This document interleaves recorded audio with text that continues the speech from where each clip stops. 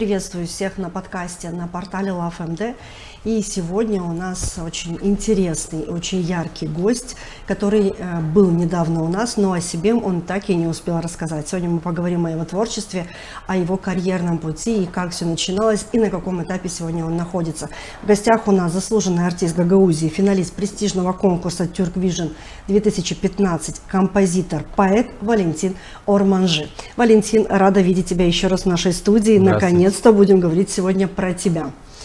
Наверное, начну с того, что с чего начался твой путь? С музыки или с поэзии?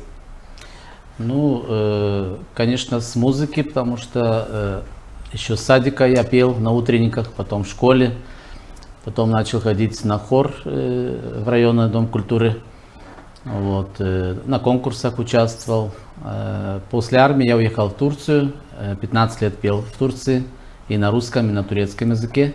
Там же начал писать свои первые композиции на турецком. И 15 лет назад меня узнали в Гагаузии моей авторской песни на турецком языке. «Senin adın Yağmur». Эта песня очень была популярна на гагаузском радио. После этого я начал писать на гагаузском языке. И с Божьей помощью около 100 песен написал. Не только себе, но Валентин и другим. все рассказал, мы можем расходиться за 30 секунд. Давай по порядку. Помнишь ли ты момент, когда ты понял, что все-таки музыка – это дело всей твоей жизни? Это я понял, когда начал работать в Турции. И особенно в ресторане, где когда-то ужинал Кемаль Ататюрк. Это такой элитный ресторан. Но там именно живая музыка была, оркестр, много инструментов, живое исполнение. А попал туда я так, я 12 лет пел на Афонском подворье в Стамбуле, Русская Православная Церковь, на клиросе. И там меня услышали музыканты и предложили мне.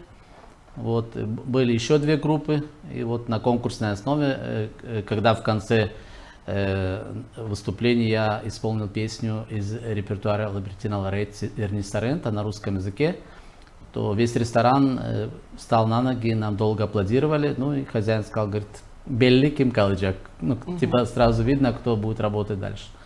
Для меня в этот момент ты понял, да, что Да, я понял, что что-то есть во мне, что это надо дальше работать над этим, продвигать. И потом я работал еще в других заведениях, тоже это большой опыт, и, к счастью, попадались очень профессиональные, талантливые музыканты, у которых я многому научился. Давай тогда начнем сначала, потому что много интересных моментов, которые ты рассказываешь, и, конечно, всем было бы, наверное, интересно узнать твой весь путь.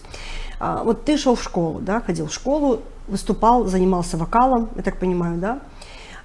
Потом, когда ты перед тем, как закончить школу, каким ты видел свой путь, да, какой ты выбор сделал в тот момент? У меня всегда были такие розовые мечты, так сказать, стать известным артистом, но именно на русской эстраде.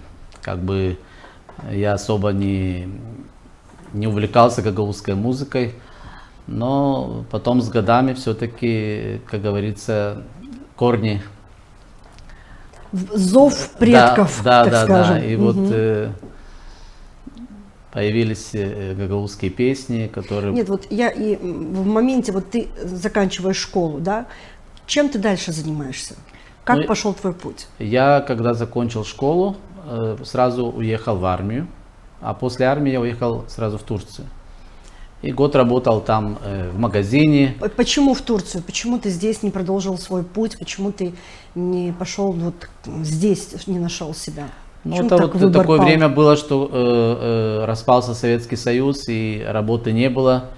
И многие мои друзья уезжали в Турцию, поэтому Просто магазины начали развиваться. Да. Я работал в магазине, потом барменом, и потом познакомился с музыкантами. И началась моя такая музыкальная карьера, можно сказать, там именно. Сложно было в чужой стране завоевать свое место под солнцем?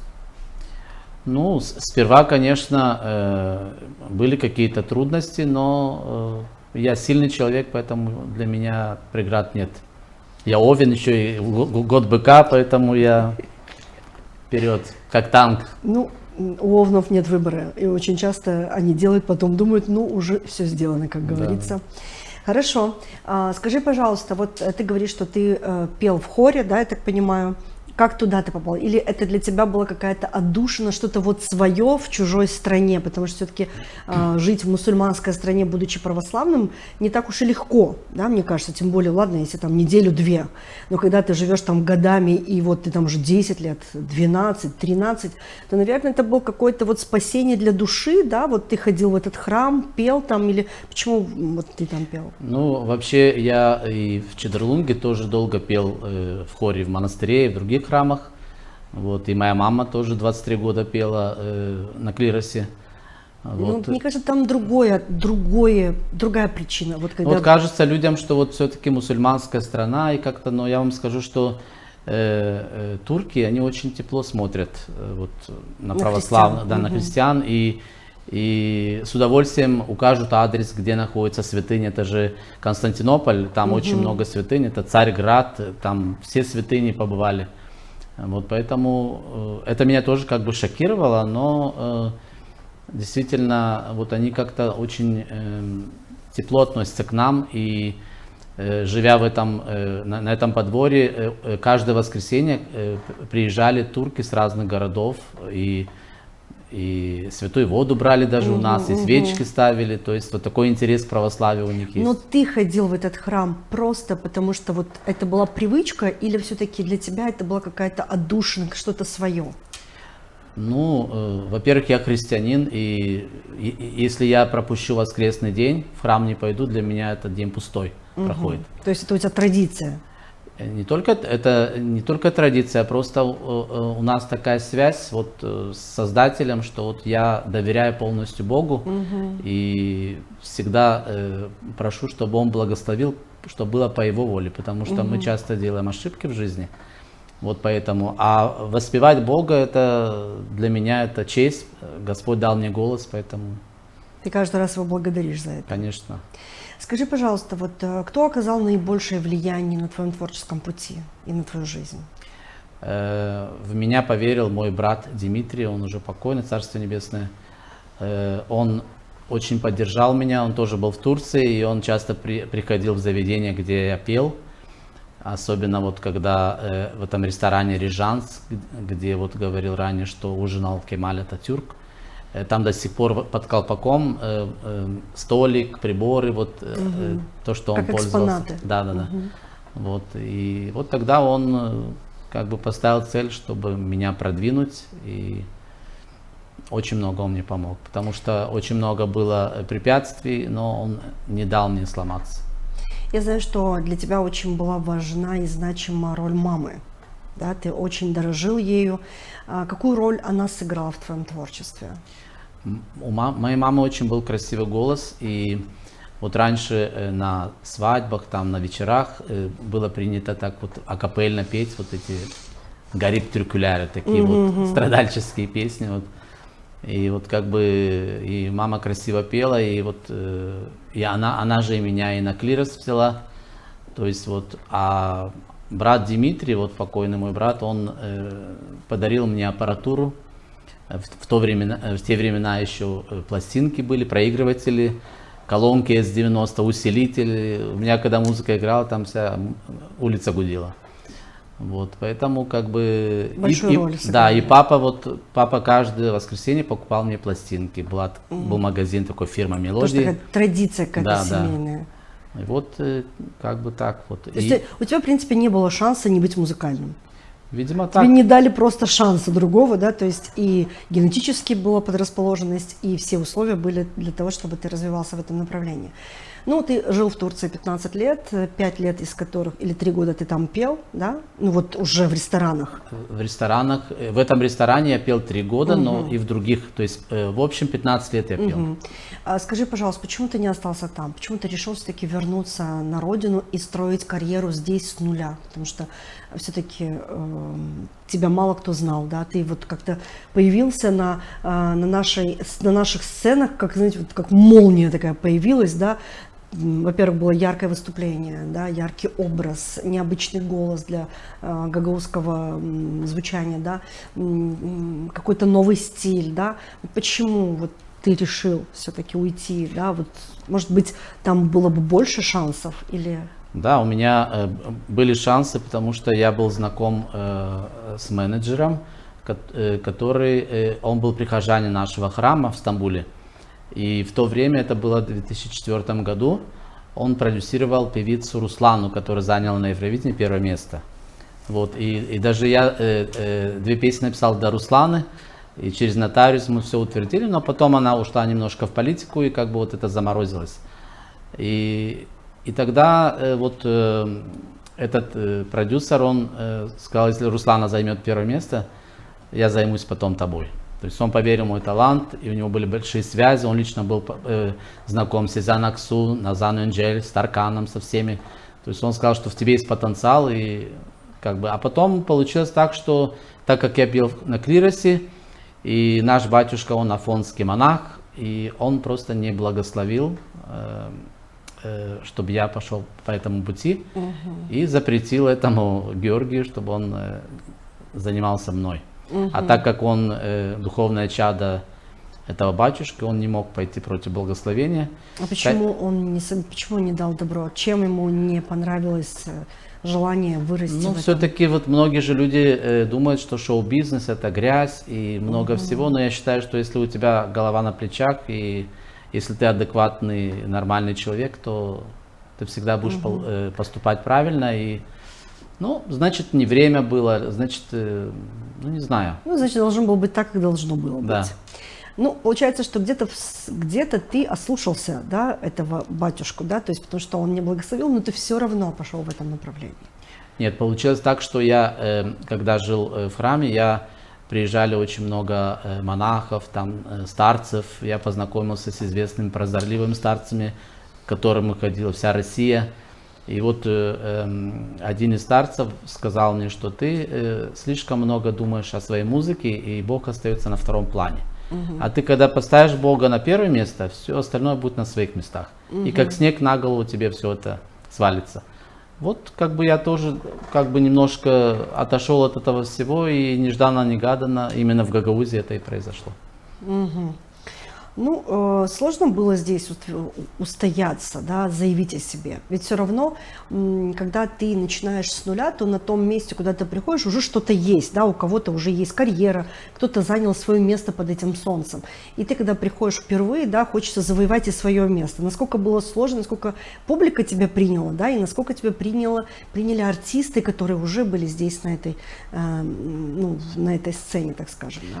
Ну, вообще, если честно говоря, я первые свои 2 песни на гагаузском выпустил только по просьбе брата. То есть у меня вообще не было цели в Гагаузии петь или стать известным, или там. Я даже радио не слушал, я даже не знал, кто поет, что вот. Вот. И когда мы записали первые 2 песни, я задумался, говорю, ну-ка я начну слушать, чтобы я знал, куда я иду, с кем я дело буду иметь. Вот, потом я послушал, про маму песня есть уже, там, у Виталия Манжела была там «Мировой дяду», там, у Битковича «Дяду Быины», «Селей Мазадан Чикер». А я даже не слушая эти у меня песни появились, я «Рамаз дяду», «Анам».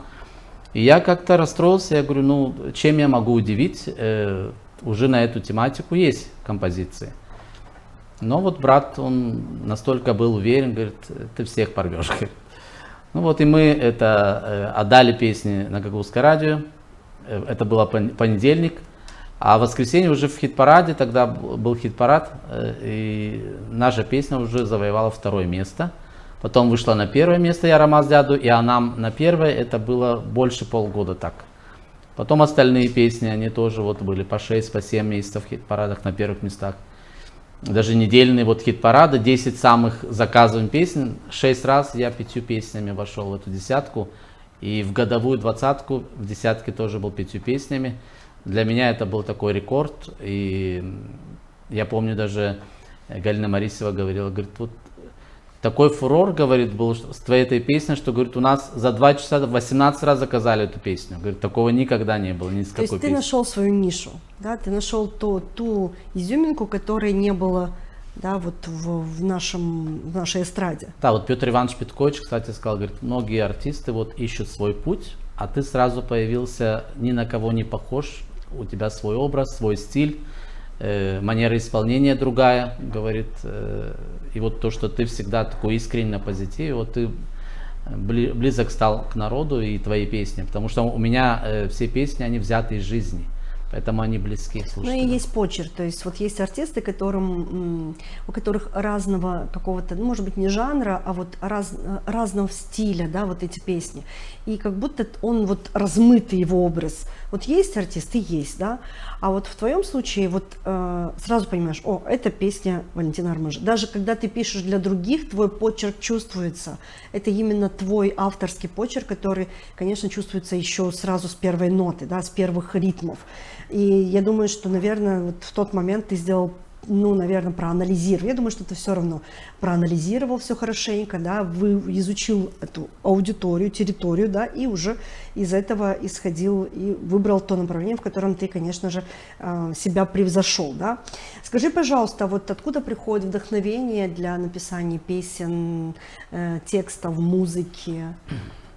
Ну, вдохновение это в основном от общения с людьми. У меня очень много есть друзей и коллег, с кем я дружу. Вот, и есть много духовных друзей, с которыми мы часами можем общаться на духовные темы.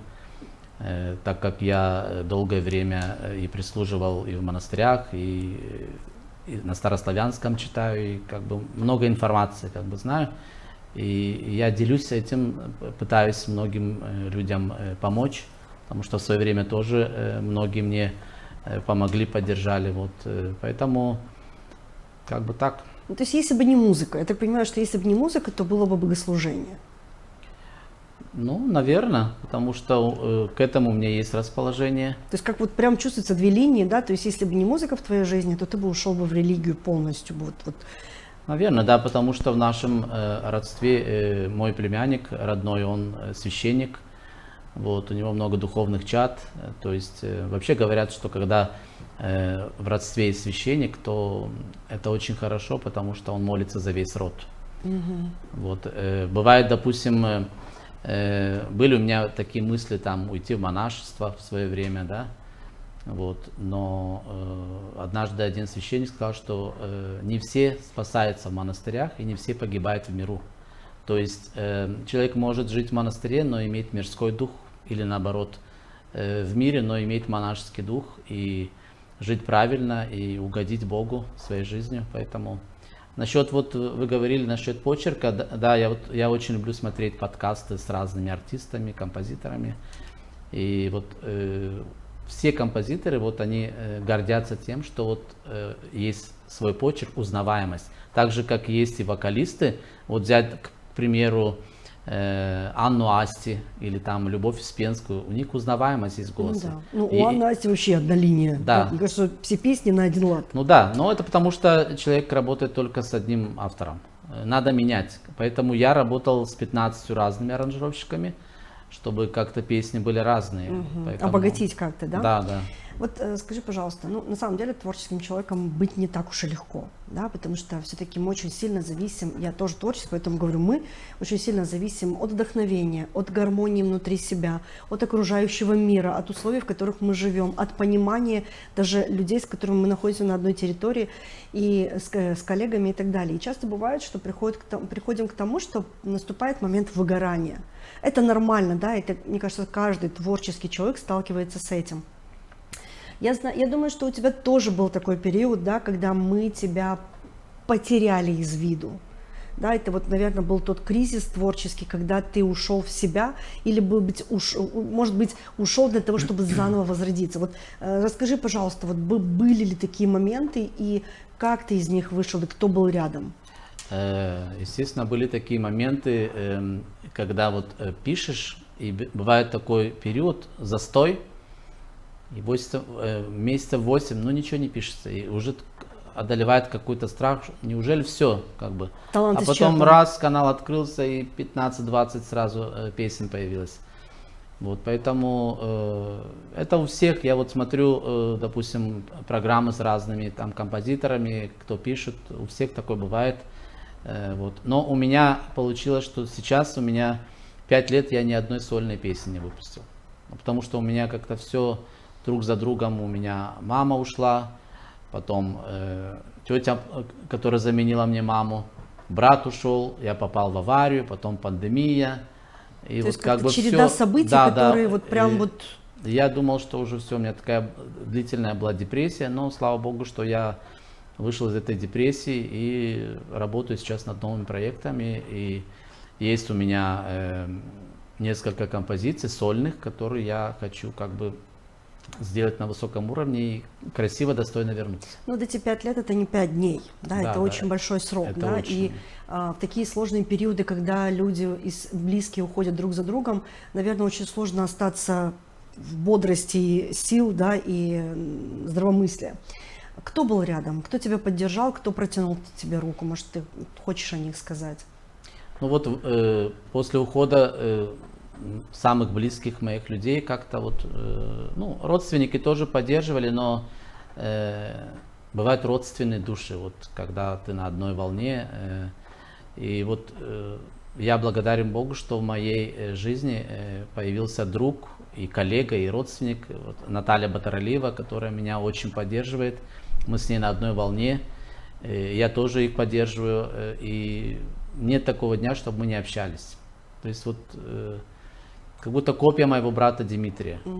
Вот, поэтому она вот всегда вдохновляет, она всегда верит в меня и всегда пытается меня вот как-то вот толчки давать такие, чтобы я вот не останавливался, шел дальше. Ну, был период, когда ты уехал опять из страны, да, я знаю, что, насколько мне известно, это в Москву, да.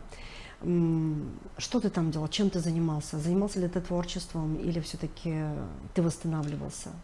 Ну, во-первых, я уехал туда после аварии, и мне нужно было немножко обнулиться. Вот, я жил у своих родственников, там красивая природа, я отдохнул там. Вот, ну и там я записал 2 песни на турецком языке в очень дорогой студии с очень таким известным аранжировщиком. Вот, то есть вот эти песни были написаны во время пандемии. Вот, и как бы я такой эксперимент был для меня. И вот, кстати, Виталий Манжел одну из этих песен услышал, и он заценил, говорит, ты просто меня шокировал на таком уровне и в новом амплуа. Вот. Но потом как-то вот у меня, видимо, после аварии вот часто я начал болеть, вот иммунитет у меня упал, и как-то у меня все бросил я это. Вот сейчас начинаю вновь возрождаться, я думаю, что с Божьей помощью. Какой Валентин Орманжи сегодня? Вот мы его помним такого весельчака, яркого, эпатажного, да? Какой он сегодня? Ну, такой же, как и был. Вот у нас недавно была встреча с одноклассниками, и он говорит, вот ты как бы вот известным стал, все, но говорит, ты не поменялся, такой же на позитиве, такой же искренний, и также мы можем общаться и доверять, и как бы друг друга поддерживать. Это для меня самое главное, если мою работу оценивают, то для меня это счастье. То есть вот такие вот звездные понты, все это все пустота. И вот такой заключительный вопрос. Если бы можно было бы одной фразой описать твою творческую миссию на этой земле, как бы она звучала? Ну, у каждого человека есть миссия. У нас, творческих людей, вот, и вы тоже пишете стихи, всегда, если это все правильно делается от души, оно находит и своего слушателя, и читателя, поэтому очень надо правильные писать стихи, правильные песни писать, потому что в последнее время очень много есть песен, которые просто влияют негативно на молодежь. А песни, которые взяты из жизни, позитивные. У меня очень много, в основном все яркие у меня песни, поэтому где бы я ни выступал, люди танцуют, радуются. Есть песни, которые заставляют задуматься, там человек, допустим, с матерью не общается, послушал песню, вот его зацепила эта песня, он решил позвонить, помириться. То есть каждая песня, она имеет свою миссию. Вот я говорил ранее, что 5 лет я не выпускал ни одной песни. Вот сейчас я работаю на радио, это мой новый опыт, поэтому, конечно, многому еще надо учиться, но... Тоже со звуком, тоже... Да, вот на гагаузском языке программы, для меня это что-то новое. И я чувствую, что я развиваюсь, у меня и дикция лучше стала, и изучаю лучше гагаузский язык. Вот. И самое для меня радостно то, что люди, которые в этой сфере, они хвалят. То есть они видят, говорят, вот мы, допустим, за месяц мы не сможем спеть, как ты, а ты за месяц почти уже догоняешь нас. То есть, ну, конечно, у меня дисциплина, я стараюсь всегда делать все от души, свою работу. Ну, мне кажется, что очень душевная получилась беседа. У нас сегодня поговорили об очень таких тонких темах, тонких вещах, которые на самом деле трогают душу. Да? И, наверное, как ты сказал, что у всего есть своя миссия, в том числе и у каждой песни. Поэтому мне кажется, что если сказать о твоей миссии творческой, то она в моих глазах как миротворческая и миссия, которая вдохновляет жить. Поэтому спасибо тебе за твое творчество, спасибо за то, что ты пришел, что мы смогли так тепло поговорить. И я желаю, чтобы у тебя никогда не заканчивалась энергия, желание творить, желание петь, радовать нас, слушателей и зрителей в том числе, потому что мы тебя и видим. И новый опыт – это очень круто всегда, поэтому на новом поприще, так скажем, тоже успехов тебе. Спасибо. Да, спасибо и вам. Дорогие зрители, спасибо, что вы сегодня были с нами. Я, на самом деле, получила массу удовольствия от общения с Валентином. Надеюсь, что вы, в том числе, как и я, ощутили эти вибрации и смогли посмотреть на Валентина совсем с другой стороны. Не просто как человек, который веселит народ, да, а человек с глубокой душой, с глубокой философией внутри. И это очень важно, когда мы видим другую сторону медали. Еще раз напомню, что сегодня у нас был заслуженный артист Гагаузии, финалист престижного конкурса Turk Vision 2015, поэт-композитор Валентин Орманжи. И вам спасибо за то, что вы сегодня были с нами, и до новых встреч!